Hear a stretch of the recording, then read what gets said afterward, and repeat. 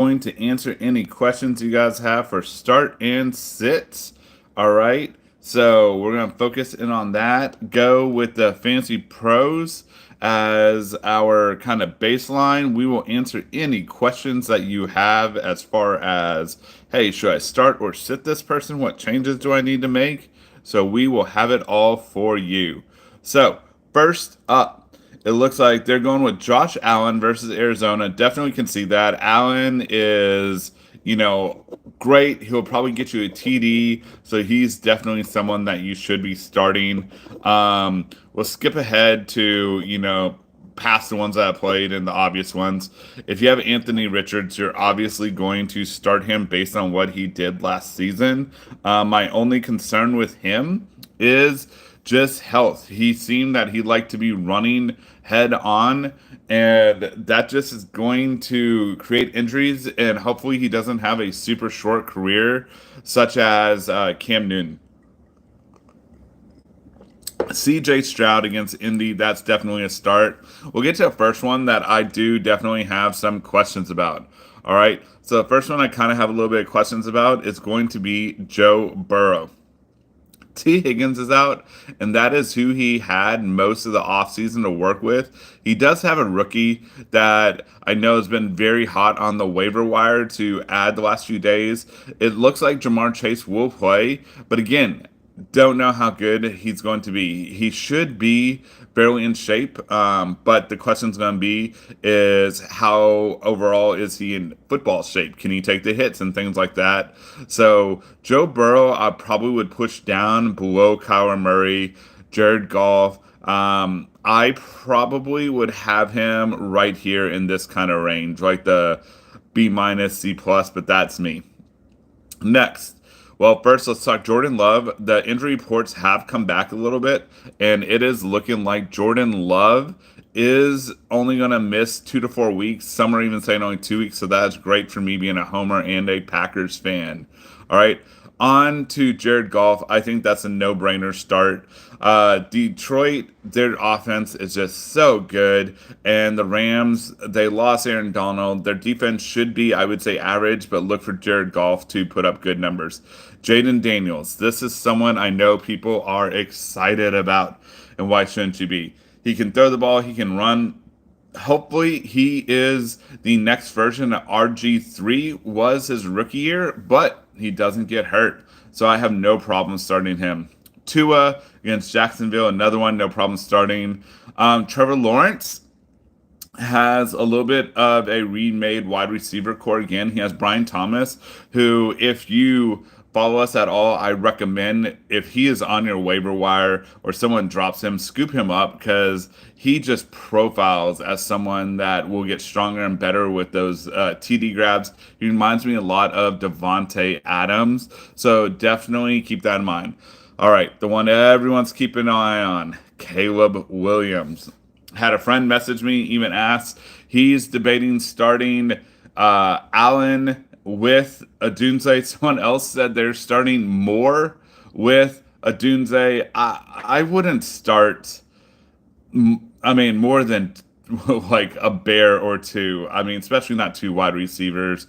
I would hedge my bets a little. I know Tennessee isn't the best team, but to put a Dunze over there and he's ahead of two established veterans that we know are Pro Bowlers, I just don't see it. So definitely for me, I'm going with more on the tight end side, on the deep sleepers, Cole Kmet, and that's just kind of who I'm recommending. But we'll see how Caleb Williams does. Again, if you have questions, want to talk bets, just pop a comment in.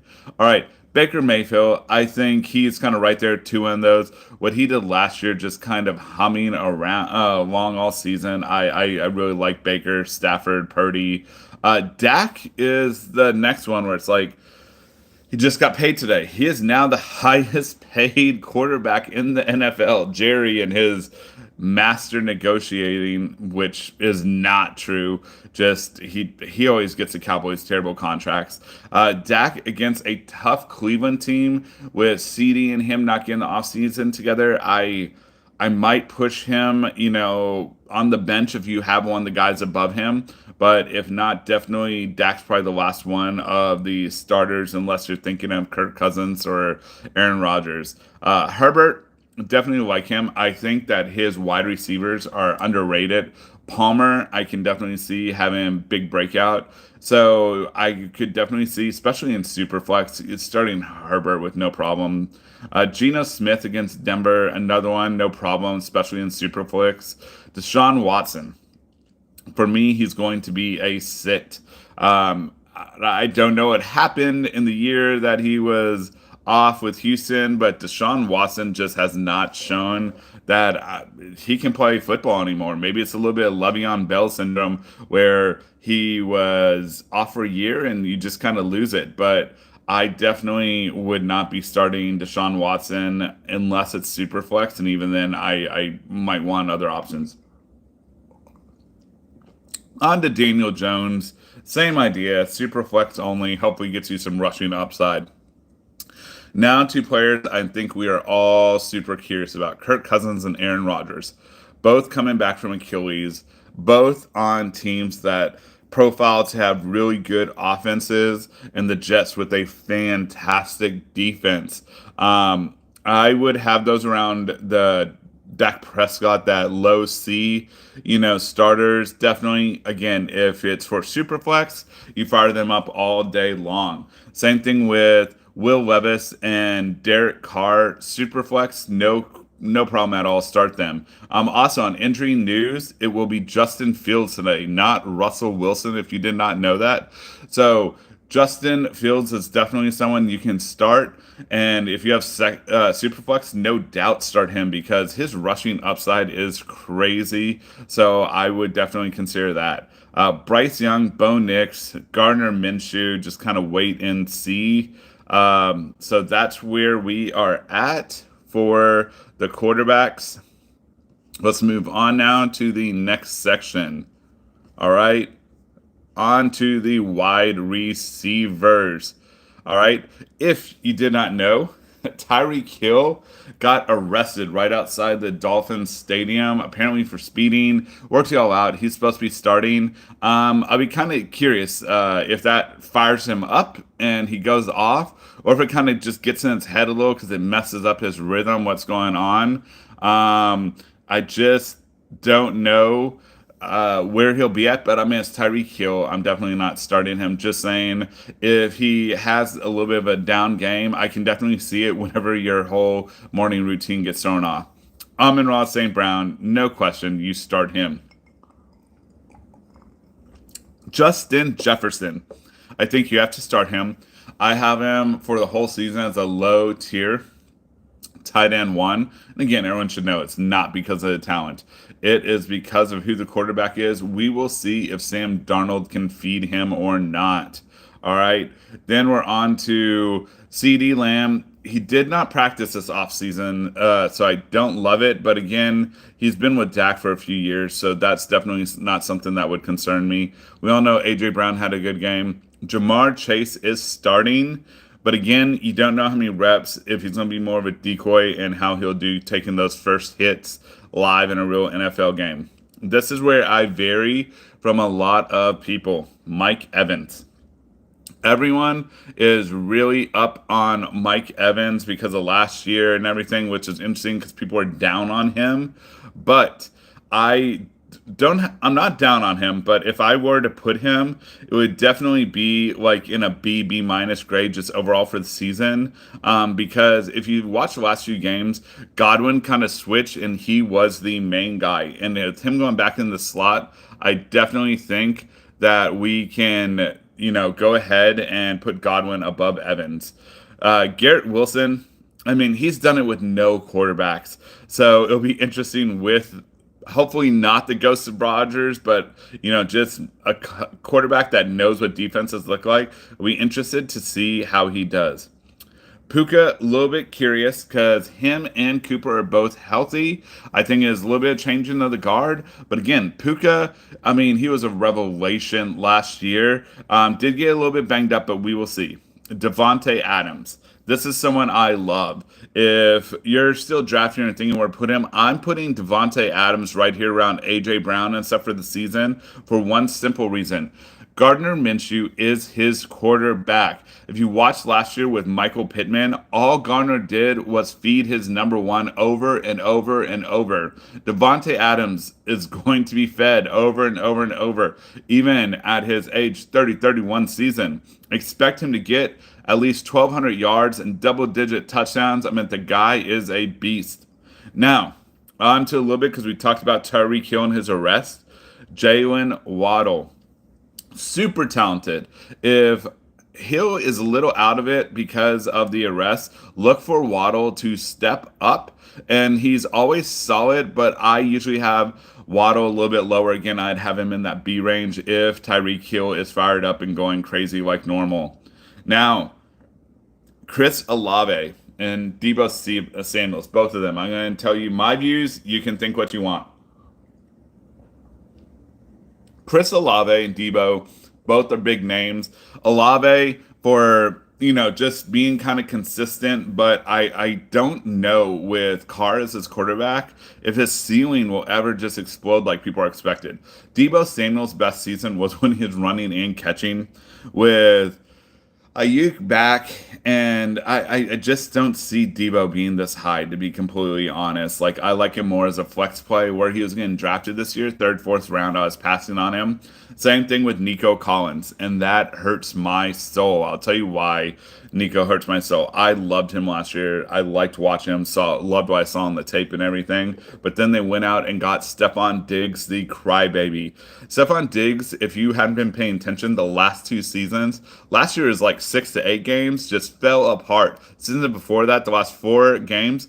So Diggs cost you championships. Nico got paid and should be the number one, but I have a feeling with Diggs wanting a contract and being there, I just can't see him not throwing a fit and demanding the ball and actually causing a little bit issues in Houston. So I have Nico lower, but man, I mean, if you're in Dynasty or you're just now starting a Dynasty or keeper, I mean, I love Nico Collins going forward. We're going to move this down. All right, Marvin Harrison Jr., the guy who's been hyped pretty much since as soon as he got to college because of his bloodlines. He will be the number one wide receiver there. Do not forget, they have Michael Wilson. So if you need a kind of wide receiver to put on your bench, Michael Wilson, Arizona. But we will go back to Marvin Harrison. Number one, shows all the traits. I project him to be overall, I'm looking at him more to finish, kind of around a let's see here, Amari Cooper type season, maybe even a Olave where he's like a little bit of 1,000, 5-7 touchdowns. So not just going nuts because he is a rookie, but again, he's definitely going to be a good player for you to have. And starting against Buffalo, no question. Cooper Kupp, same thing. Definitely going to start him. Drake London. All right, first time he will have a real quarterback. Let's see what he can do. Michael Pittman worries me just a little bit to see the way him and Richardson have a connection. So we will see how that goes. Amari Cooper, if you just look at his career, he's just so consistent. He falls late in drafts. I always recommend scooping him up. But Cooper is someone that you need to start if you can and add. Neighbors, watching carefully. DK Metcalf, definitely starting him. DJ Moore, Ayuk starting. Let's move down to some of the ones I have questions about. Tank Dell. Definitely curious how it is going to be for the season with him. Zay Flowers did get a decent amount of volume. Calvin Ridley, we'll see. He did not look that good in Jacksonville last year. Started off so strong. Everyone's like, yes, we're geniuses. But then his season's very meh. Deontay Johnson, we will see how well he meshes with the quarterback. And, I mean, they definitely need talent. Keenan Allen, he's got a foot thing, but they say he's playing, so it might be a little bit more of a decoy. I think Xavier Worthy, everyone knows to move up after the games.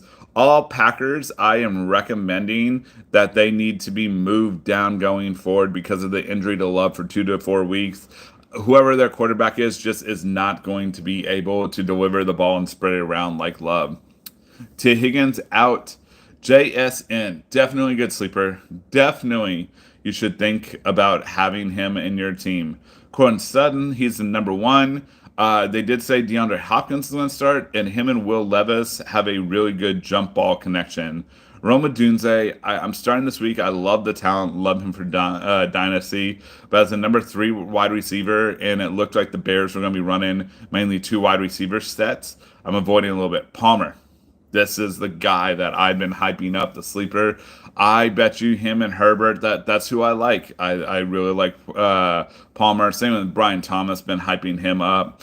Let's move on. Jensen William in a high scoring game. He could definitely deliver, especially in daily. Who else should we be considering? Khalil Shakir for daily. Definitely keep an eye on. Braden Cooks came on the last 6 weeks for the Cowboys, so he's someone else. Raheed Shaheed, if they definitely have a second catching option there in New Orleans, it would be Shaheed. Moving on, Mooney, definitely can see him topping 1,000 yards again. All right, with Cousins at quarterback, he has shown he can support multiple wide receivers and tight end catching options.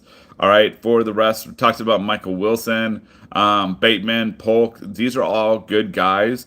All right, one last person kind of keep an eye on right here, Demarcus Robinson. He came on so strong for the Rams. I would put him on my bench just to see if they're running tons of three wide receiver sets and he's doing what he did last year. Definitely a great ad. Okay, I think that's where we're at. Again, this is a rookie for Cincinnati with Chase not practicing and T. Higgins out. That's the guy to add. All right, let's go on to the next position group.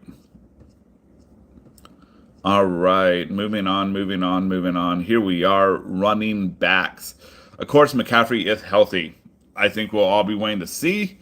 You might want to have his handcuff, but even with his handcuff, if McCaffrey plays at all, he is definitely someone that you just put it in and forget about it. Brees Hall, Bijan Robinson, Jonathan Taylor, nothing needs to be said. Those guys are plug and play. Saquon lived up to the expectations. So, man, that was a great start for him. Okay, on to Travis Etienne. I like Etienne, like the talent. There's a reason why he is a first rounder. He had that whole year because of his foot injury that he got some time off. So I always like to think he's a little bit fresher than he would be because he's only been playing for 2 seasons. But, sorry, 3 seasons, I believe now. But Etienne also has shown that he can fall off a cliff. Gibbs has been a little bit banged up, and he doesn't necessarily get the touchdowns. So look for the beginning of the season being Montgomery. Kenneth Walker. This is someone I felt was being slept on all off season. He is a true number one at the running back position. So you should be getting him all day. Derrick Henry, I'm going to tell you, the way that O-line looked in Baltimore scared me. All right, if I could flip him for Walker or someone, I would be trying to do it right now. Kyron Williams, hopefully the injury concerns doesn't pop up too much, but we will see. A-Chain, he's someone that I think is way too overvalued. Yes, he has a home run potential, but with his build and being a running back, I just can't see him holding up a whole season. Rashard White, someone else I'm not big on because of the fact that he was pure volume. He was not efficient. Pacheco, definitely a guy on the rise. James Cook hopefully gets a few more touchdowns. Mixon, I'm a little bit curious on. People who are the pros really are high on him, but he is like 28. He's older and he's been slowing down, so I don't know if I'm as big on Mixon or Kamara. Connor, Aaron Jones, that whole group there, I'm very meh on. David Montgomery, I like as a flex play, or if Gibbs gets hurt, definitely will be that vulture guy. I mean, all he needs is 40 yards and his touchdown. Bam, there you got your 10 points that you're always looking for your floor. Moster got drafted late. I think he's a value. Ramondre Stevenson, after last year, he fell, and he's always been very efficient, so I like Ramondre. Najee Harris, him, and I mean, just anyone that's kind of on the Pittsburgh Steelers. Jalen Warren, those two, I really don't know. I think it's more of a very Jekyll and Hyde situation there. So those I just try to wait to see unless I just have to play them. Javonte Williams, the hype has been getting bigger and bigger and bigger. If you remember his rookie year before he got hurt, everyone loved him. All right.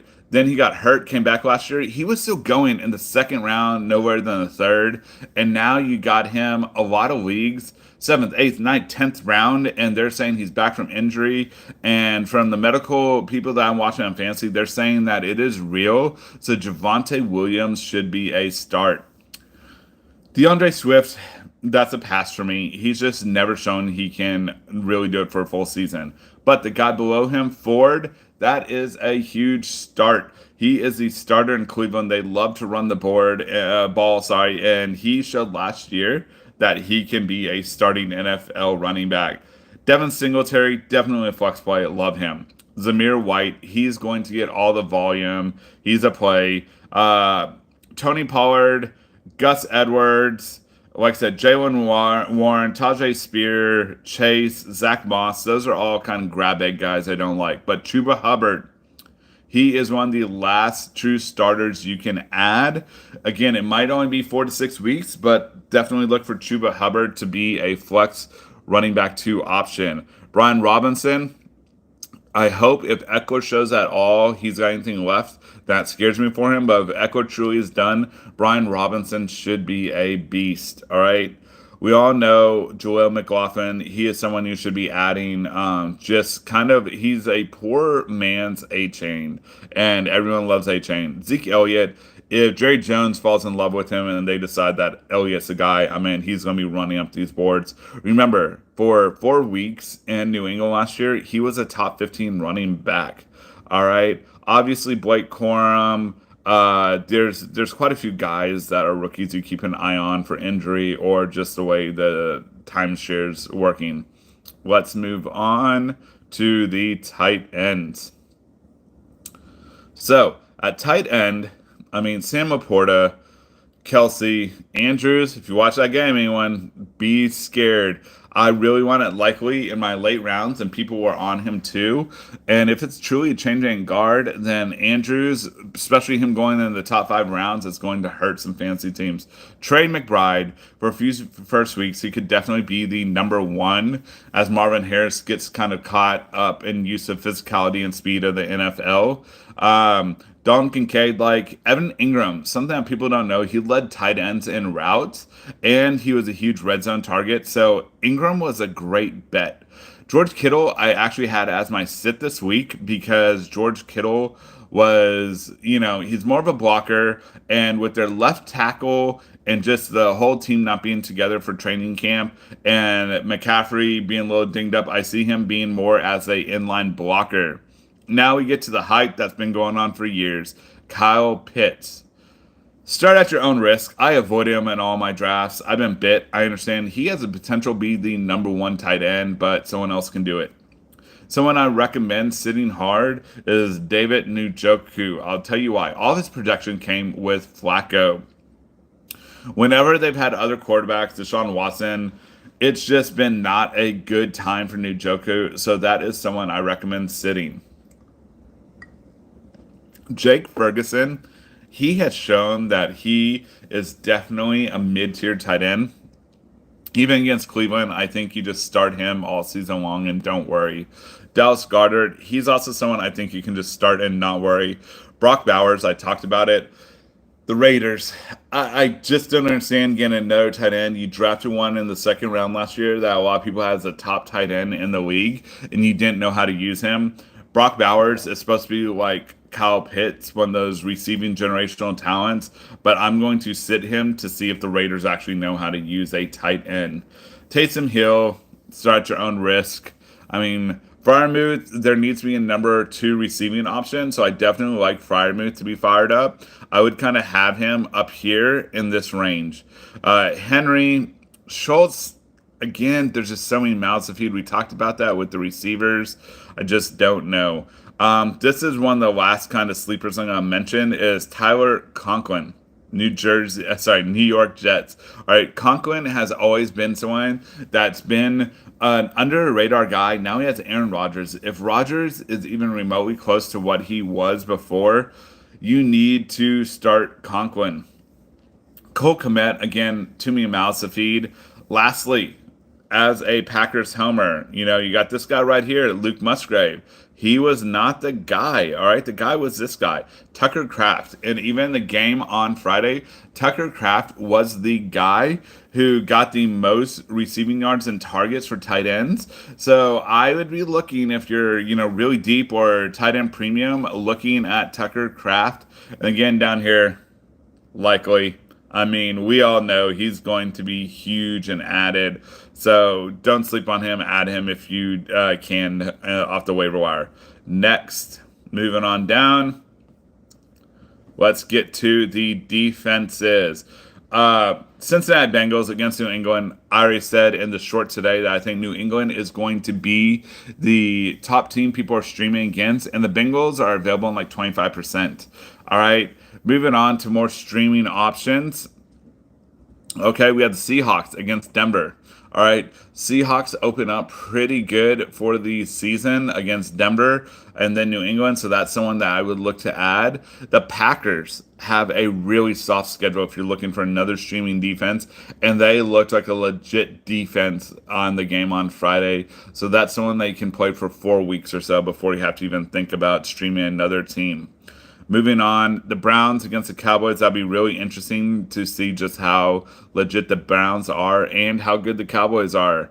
Tampa Bay against Washington. Definitely can see that being a good matchup as Tampa Bay stops the run pretty well. The Jets, I'm loving the Jets defense this year. I mean, we will see what they have in Aaron Rodgers. This is one I've been recommending for your deep sleepers and streams. Atlanta Falcons against Pittsburgh. With Bills being thrown in at the last minute, Atlanta could be a defense to add. Let's see if we have any others that just quickly. I know people say the Dolphins against Jacksonville. I'd probably like the Falcons, but that's someone else you can try to stream. Commanders, remember they got rid of all their sack and interior specialists, so that's someone that kind of pass on. Moving on. Green Bay Packers, like I said, way too low. You can add them and keep them for like 4 weeks. Their defense looks legit. So that's where we're at. We're not even going to try to talk kickers. Let's just quickly go for the games that I would go with. So in this game, Cardinals versus the Bills, I would take the Cardinals and the money line at 6.5 all day. I mean, to me, that's pretty easy. Let's move on. Titans and Bears. I like the Bears to win, but I don't know if I want to give 4 points. So I am sorry about this, guys. Let me move this over just a little bit. I apologize. I'm going to do the little in and out thing, try to get you guys. There we go. So the spread, there we go. So the Bears, I'm definitely giving up the 4 points. So I'm doing the Bears and the money line. Jaguars, Dolphins. I mean, it looks like a line that's been moving. I'm probably just doing the Dolphins and the money line. Vikings and Giants. This is an interesting one. All right. I think you do the Giants and the money line at minus 105. It's interesting because of the Vikings at minus 115, but I'm definitely thinking that the Giants at minus 105, especially if Danny Dimes can be what he was last year. All right. Next, Texans Colts. This is another one where I think it's a little bit of a field game.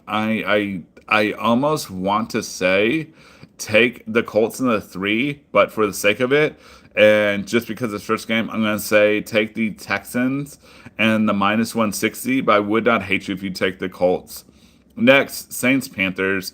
It should be the Saints all day. If the Panthers did actually build a team around Young, look for them to make some noise. I can see the Panthers actually ending with 7-ish wins. So that's a team people are just sleeping on because how bad. But between Deontay Johnson and the draft, and they brought in the right system and quarterback. Remember, Trevor Lawrence, his first year was not great. And then, bam, second year, they made the playoffs.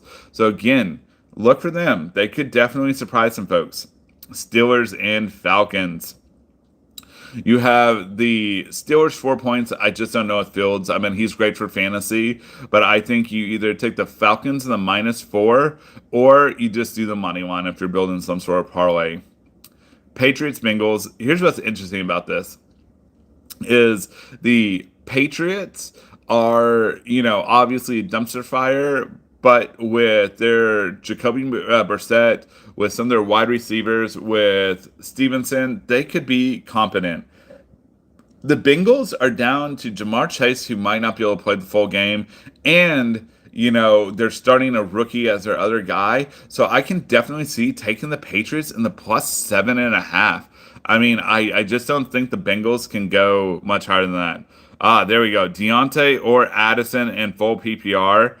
Definitely Deontay. I see him being the target hog. He looks like he should get that Allen Thielen role. So thank you for the question.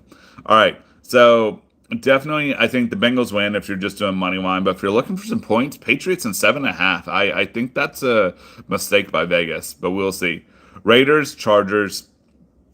People are sleeping on the Chargers. Definitely take them in the money line. The Raiders, just always need so much help. They got Devontae Adams and White, and that's about it.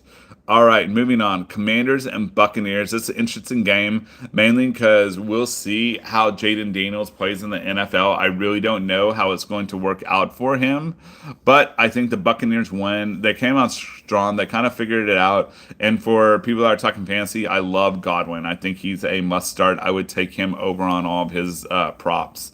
So take the Buccaneers and the minus 200 money line. On to the Broncos and the Seahawks, okay? The Broncos with Knicks, people are just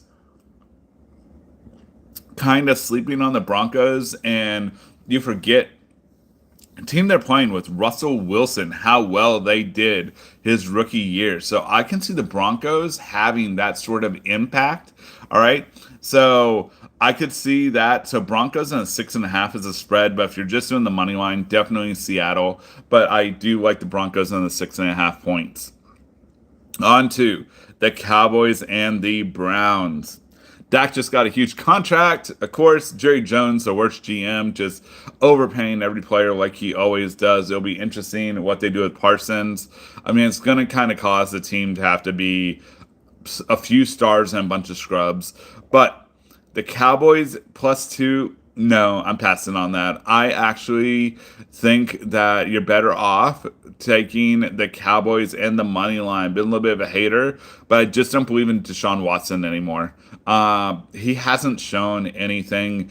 I would love for him to get to where he was before the scandal in Houston, or else I think everyone would love the Browns. That defense with Deshaun Watson, what he was before the scandal in Houston, I mean, they would be legitimate Super Bowl contenders, but I think I'm taking the Cowboys and the money line.